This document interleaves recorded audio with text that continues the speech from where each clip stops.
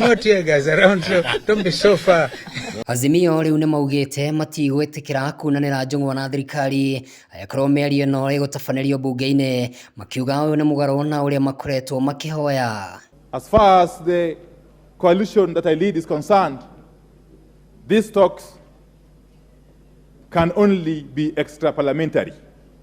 Gitumi kia Azimio kuregana na mĩario na gũtabanĩrio bunge-inĩ maugite marĩ na nganja na itanya rĩa Kenya Kwanza thutha wa gũtemania ndereti ya mĩario no bunge-inĩ makĩenda ihanĩke thĩinĩ wa thikũ 90 Azimio matekũmenyithio nĩ mũnene wa arĩa aingĩ bunge-inĩ ya gĩbũrũri Kimani wa Ichung'wa. Because that couldn't have been a motion about bipartisan engagement for the simple reason that my coalition was never consulted.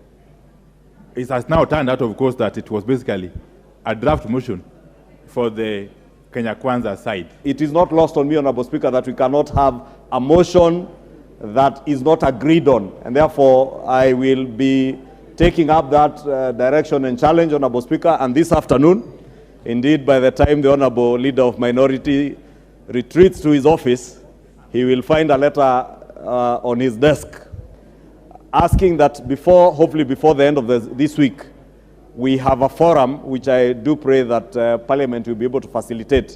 Ihinda-inĩ rĩu nĩ matetetie thirikari nĩ kwaga gũthura arũgamĩrĩri a memba arĩa mathurĩtwo nĩ Kenya Kwanza gũkũ makĩrarama nĩ mũjumbe wa kĩama kĩa Jubilee Adan Keynan ũkuruhanio ta ũmwe wa mwena wa Kenya Kwanza makiuga atĩ Jubilee nĩ kĩmwe gĩa kĩama iria cithondekete Azimio. Members of Parliament appointed by the majority party are as follows. The Honorable Adan Keynan, CBS MP.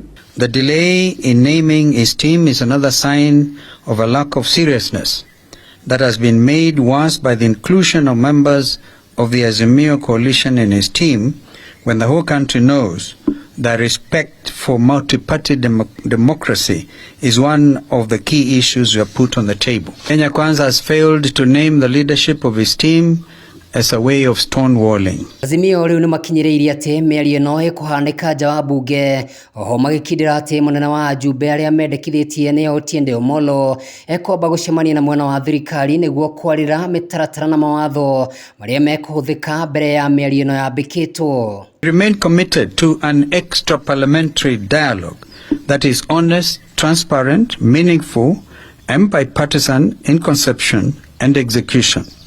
Our members of Parliament in both houses shall not be party to any other process, and particularly not the one proposed in the motion by Kenya Kwanza. Number 2, we have instructed the chairperson of our team, Senior Counsel Otiende Omolo, to formally invite the Kenya Kwanza team for a meeting to set the ground rules for the talks. Azimio no mathiĩte na mbere gũkindĩra atĩ marĩa marenda makorwo magĩkinyanĩrio nĩ hamwe na ngarama ya mũtũrĩre gũthiĩ thĩ, makomishina na IEBC macokio wĩra, kanjũ ya gũthura makomishina a IEBC ĩthũrimwo werũ, wĩyathi wa ciama ũthingatwo na arĩa magurarire hĩndĩ ya mĩrũrũngano marĩhĩrwo mbirũ cia thibitarĩ nĩ thirikari. Reduction in cost of unga, fuel, electricity and school fees.